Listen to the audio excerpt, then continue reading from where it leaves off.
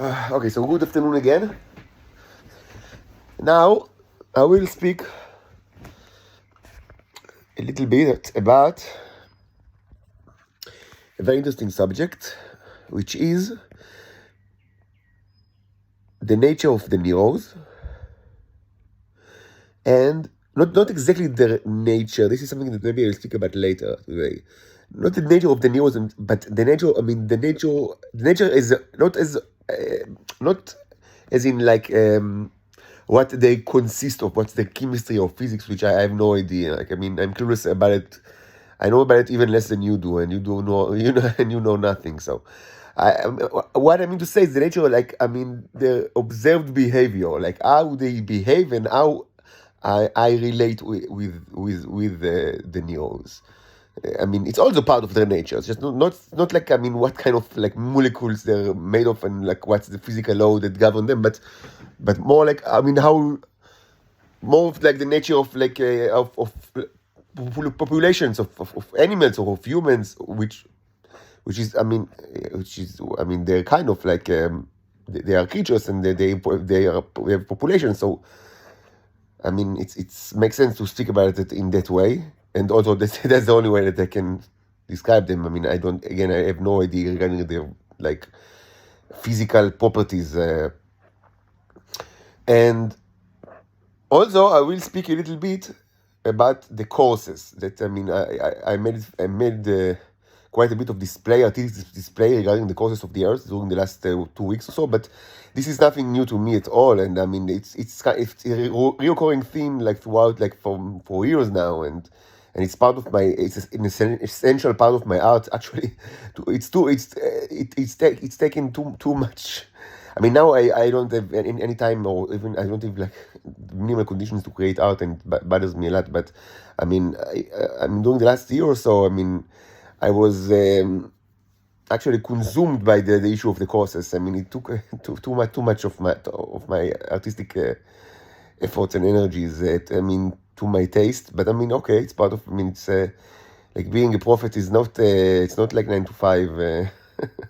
It's not 9 to 5 day job. I mean, it's a it's like something that you are, and I mean, it wasn't possible for me to just like, I mean, do art which is completely detached from, I mean, the things that are, I mean, going on in this world, and my my essence. I mean, it's like art. I mean, first of all, and most of all, is, I mean, it's a type of like a personal expression.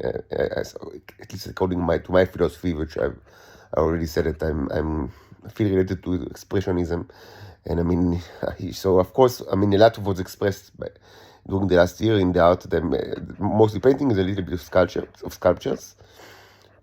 So I speak about the issue of the courses, and these two subjects are related because, again, I mean, the courses are, I mean, are closely related to the neurons. I mean, both the ones that you've seen in your eyes, and also the starships.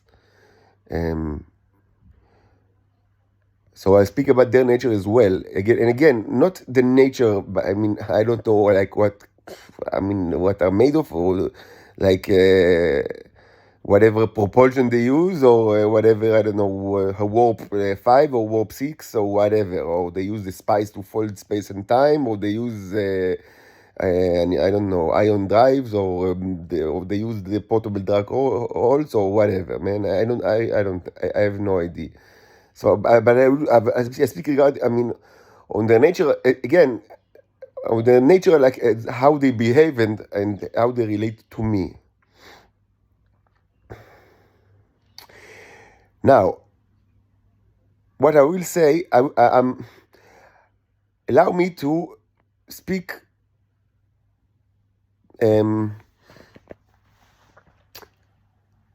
mean, I'm going to mix, like I did, like I've done many times in the past. I'm going to mix many observations that, I mean, are based on, that are purely I mean, I'll mix pure speculation with kind of like speculations that are based on like notions or intuitions, mixed with I mean, theories that I have some kind of like proof like physical and natural proof, and also, I mean, those are mixed with like established truths that I've observed, like, I mean, positively observed, I mean, like in the scientific method. And this will also be mixed with divinations, which is something that is very important to me, and I've spoken about it a lot and written about it a lot.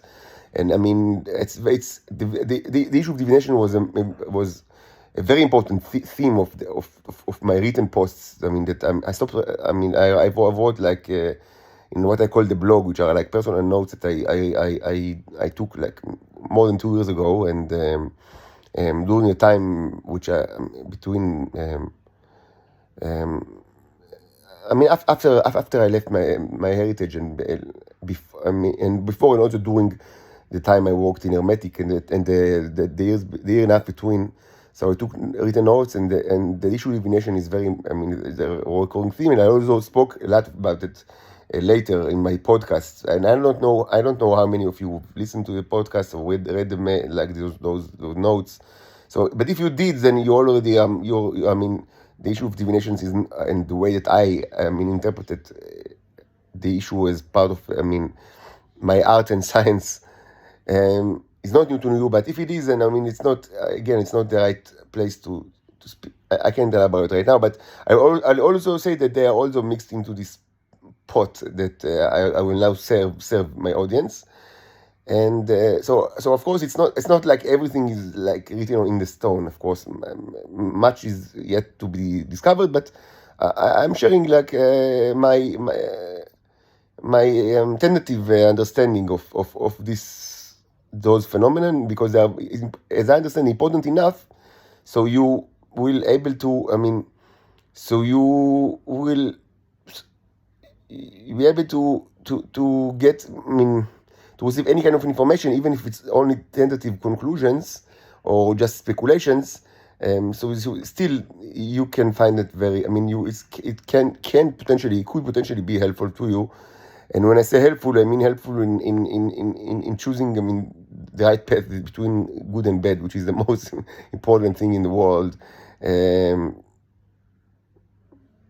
Because I mean, when you consistently choose evil instead of goodness, I mean, then you end up in hell.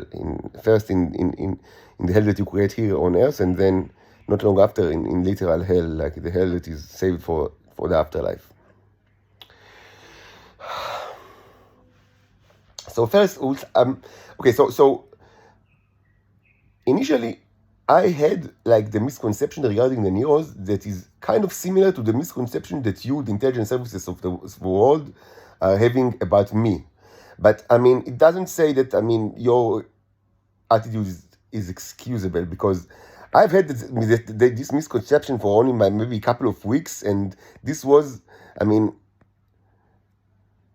understandable, because I mean, we speak about creatures that are microscopic and doesn't look at all like humans, and I mean, it's almost impossible for a human just such as I am to relate to them. And you had, on the other hand, had the same misconception that some of you are still holding regarding a human being that looks exactly like you and behave exactly like you, and you had it like for 39 years. So no, it's not excusable. But I would mention that, I mean, initially there is some kind of similarity between those misconceptions. And the misconception I speak about is my initial tendency to see Neros as either stupid robots that just follow basic commands, or magical entities, which is exactly what you saw in me, and many of you still see me like that. I mean, you still think that first, maybe I'm just a magical creature that somehow exists here, and they follow no reasoning at all. Or perhaps, I mean, and that is the prevalent view among Israelis, I'm a stupid robot that if you will shout harder, I mean, enough harder at him, and if you will bark, dogs will bark it on him, then he will just do whatever he is told. It basically, I mean, operates by just imitating what's around him. So if enough people will, I don't know, will jump on me, so I will jump as well. So that's the way to, that's how the Israelis, if they want me to jump, they just send enough Shabak people to jump beside me, and then eventually, according to the theory, I will jump. So, I mean, that kind of I mean, of course, when it comes from human beings like you towards an like a consciousness creature like me, and for such a long time, this is unimaginable cruelty. But I speak about it because yes, it was also my initial mistake regarding the Neros, because indeed I thought I mean I sort of I mean either I mean and what exactly is magic? Let's speak about magic just for a second. When I say that something is magical, what do I mean? So I would say that, of course, as you all know, I mean, strictly monotheistic. I believe in God. With all my heart and my mind and soul. And God, for me, the existence of God is a fact more than any other fact. And the God that I believe in is very, very similar to the God that, that all of you know very well, or almost all. It's basically, yes, it's him. It doesn't. It's so basic that it doesn't really even need an explanation. Yeah, the guy with the big bird. It sits in the sky, and he loves humans, but not only humans. He also loves the animals and other creatures that he created. But he's like a father, and his love is not unconditional. He's like he demands stuff from humans and other creatures, and if they misbehave. So he tries to fix and correct the issue, but if for a long time, groups of people misbehave, so after some time he's getting very nervous, and he punishes them, and there is hell and there is heaven and all. This guy. So what's magic? Can we speak about miracles? So I would say that my view regarding miracles is what I think is the most common or a very dominant view with regards to miracles, both in Judaism and in Islam, even though I think that in Christianity it's a little different. So the prevalent, the common view, or at least a common view regarding miracles, both in traditional Judaism and Islam, is that miracles are most miracles, like the great majority of miracles, are manifestation of God's will in this world by the machinations of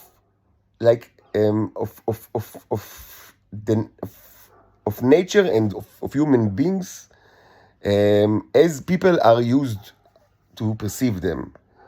In other words, miracles, according to his view, do not break the laws of physics or the laws of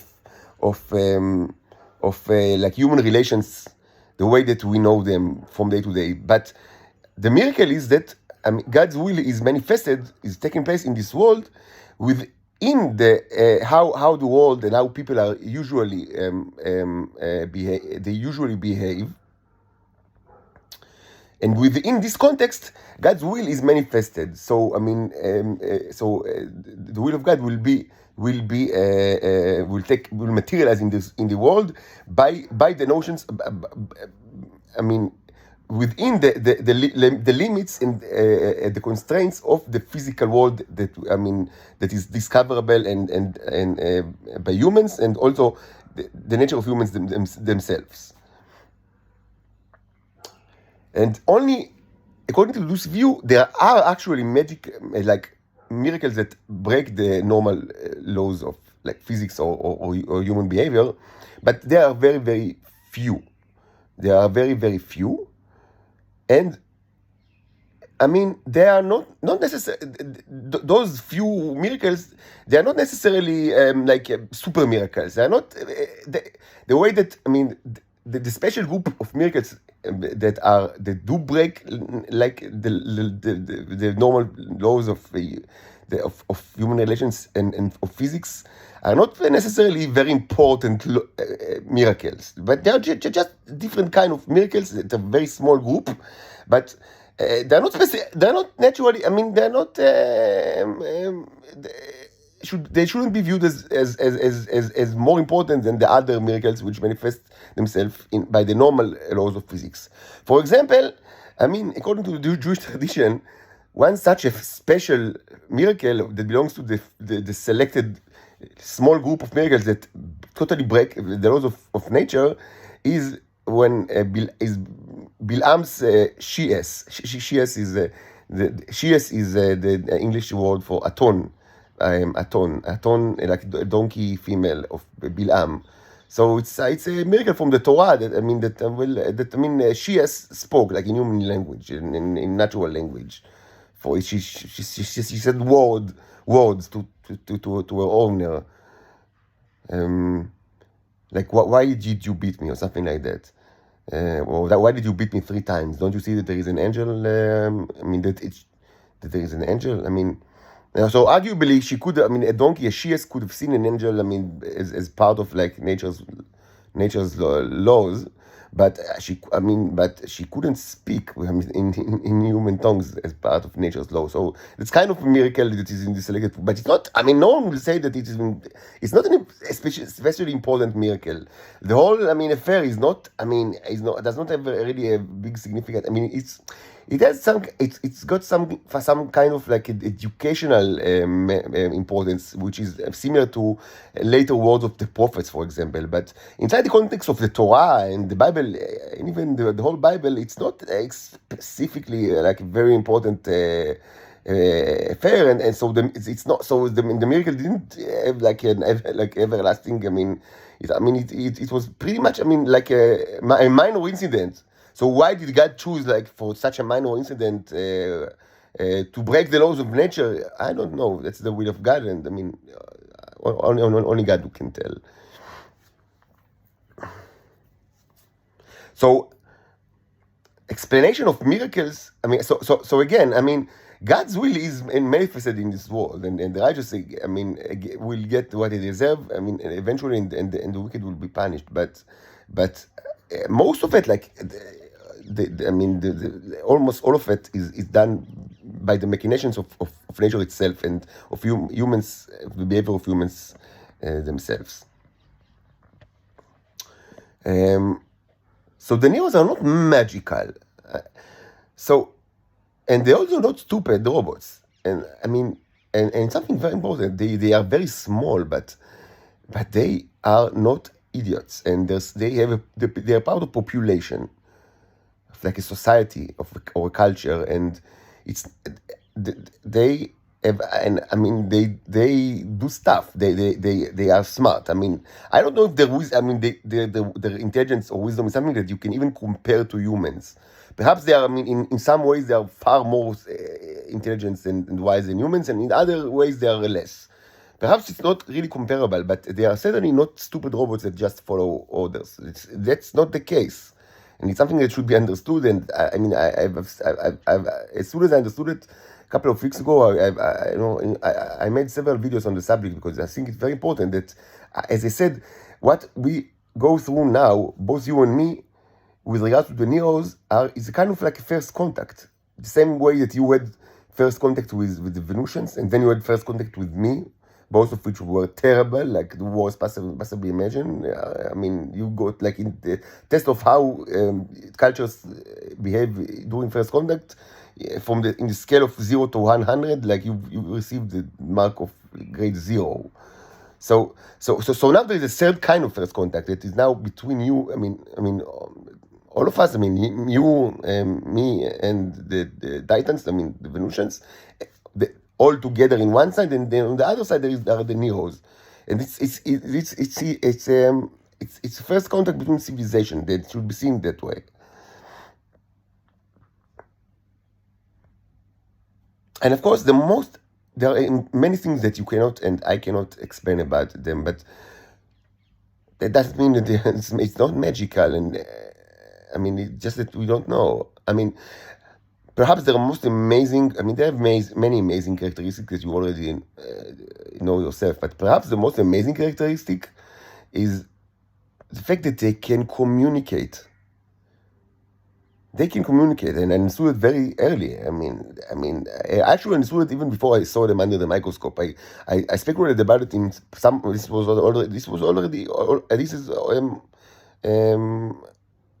This was recorded, already, like months ago or years, months ago. I've spoken about it, that I think that these nanobots can communicate with each other. Even well before I've started like experimentation, serious experimentation that led me to actually watch them and see how they do their stuff. They can communicate with each other, and it's amazing. But look, I mean, humans can also. I mean, humans, whatever they are on the planet, almost whatever they are, not on anyone on the planet, but humans like in in many places around the world, can communicate with each other with using, whatever they want. Like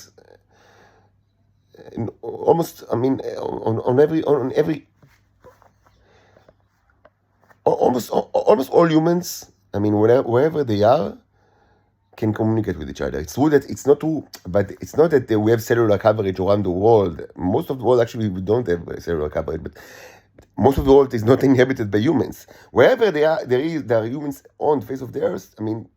Most of it is covered by cellular coverage or satellite coverage, and so people can speak with each other. And if you mention this fact to like, I don't know, a person that lived 1,000 years ago, you told them that like in 1,000 years, all humans, almost wherever they were, wherever they are on Earth, could speak with each other. He would have been amazed. Because he doesn't, he wouldn't understand like the concept of cellular phone and phones in general. So, on the same note, Neros can communicate with each other. I don't know how they do it, but they can do it.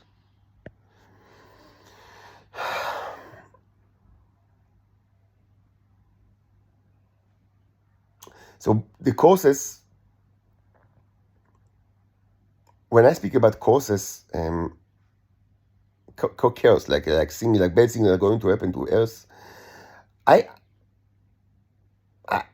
first of all, I express my wish, like I like that I hate Israel and I hate the people of this world for not taking a stand, and I wish them bad things. But this is like part of what I want, but part of like it stems from my experience and from my emotions. I also have emotions, like anyone else. But with regards to what can actually happen, what can actually occur, this has limits, because we are limited to the constraint of this world, and the limits in this context are the capabilities of the Neos and the spaceships, which are also many times I call Neos in my blogs and my podcast. And there is actually like an intentional ambiguity here about the Neos, like in space and in their body. And since all of them can communicate, they have a tremendous power. But still, they can do anything that they want. For example, I can only state what I want, the Neos to do to specific humans if those humans have like these Neos in their body. And it's not true to everyone. Specifically, only people that have eaten Neos contain them, because naturally you don't have it in your body. It's not something that naturally occurs in the Homo sapiens body. So Homo sapiens specimen that contains Neos, it means that he or she ate it on some way. This is also true for non-human Homo sapiens like Venusians or the Titans that contain, but they contain it. They can contain it naturally, or naturally, or by ways of like eating it. Both are possibilities for them. So since all of them can communicate with each other, if I convince or I ask and they comply, the Neros, to actually do something in the body of some person, it's only true because if this it's a body that they live in. Okay. For example, today I updated the courses. There is the course that represents blood, where there is the red blood cell and the white blood cell that are broken, and also a Nero. So I placed the small the small, very small, two small but different it look like petri dishes, but actually it's made of plastic with small worms. It's a sample that I've taken from the living material that I created. So I mean, the nature of this chaos is to say, okay, those who ate neos, I mean, those who contain them in their blood cell, make them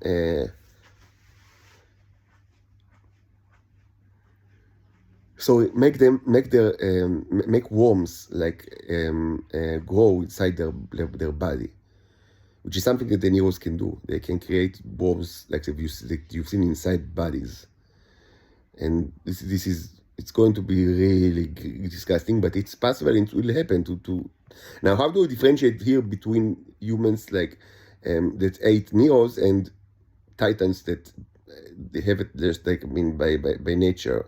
So this is also addressed in the courses, but it's something that I spoke about a lot in the past.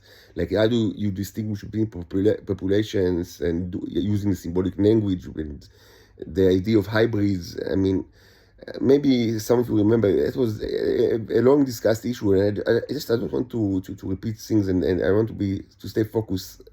So the videos will not be too long and repetitive. So, but that's, the way to distinguish between different populations is something that was addressed. It's part of it's important. It's an important part of the symbolic language. Well, all of these discussion is made, with relation to the symbolic language that I mentioned many times. It's all part of, something that it took me like years, maybe 2 years or a year and a half to gradually discover, and I've done it like with a lot of documentation. Like, I've spoken about it, written about it. So the language, contains this, the ability to differentiate between populations.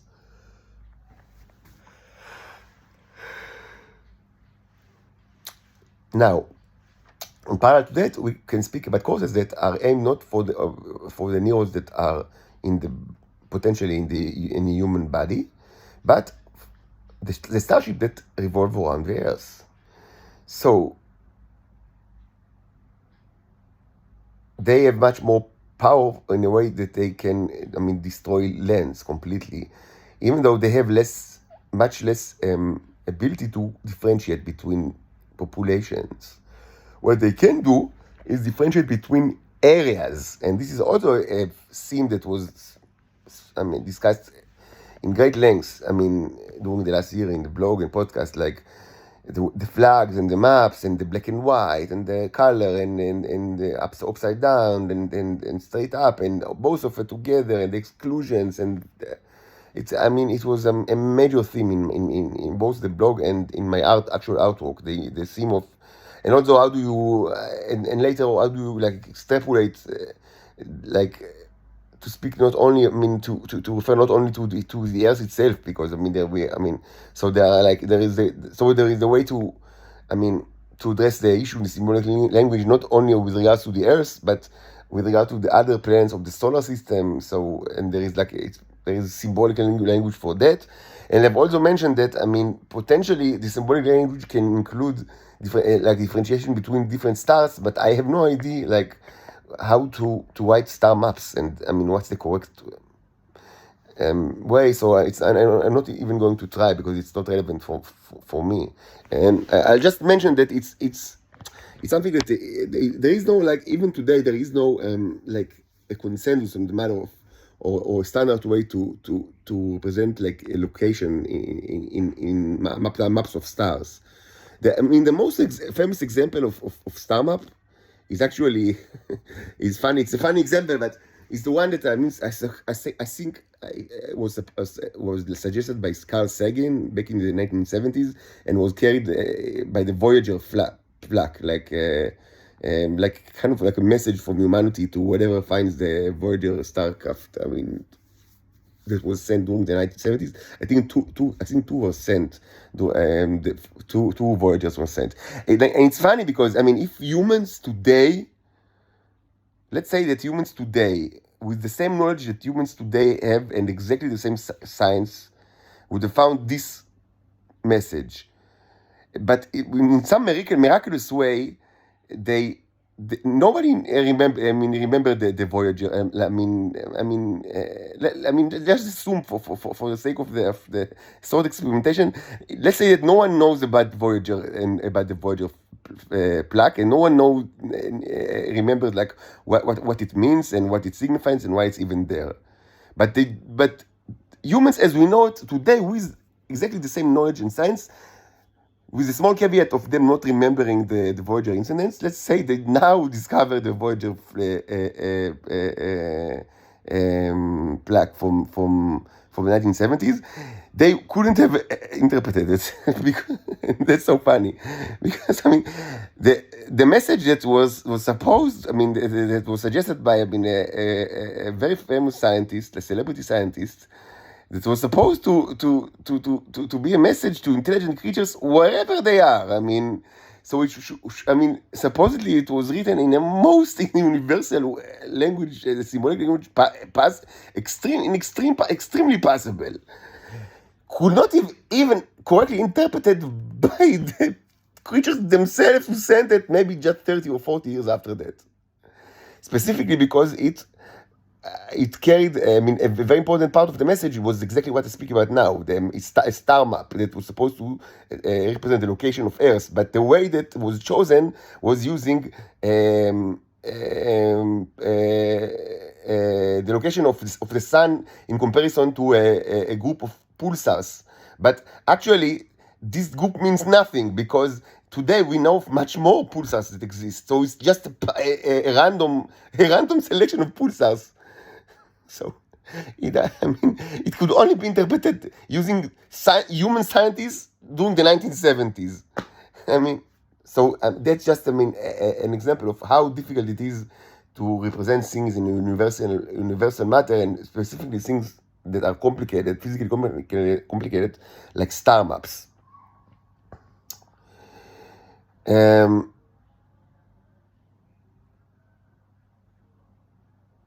Okay, so it's kind of a long video already, so I will stop now, and maybe I'll speak about it more later today. And there is much to do, but let's elaborate more on those issues maybe today after we have done some practical experimentation.